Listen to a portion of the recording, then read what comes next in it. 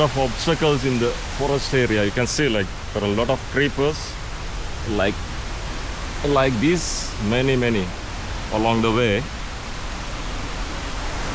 You have to get it down and cross to the other side. You can see how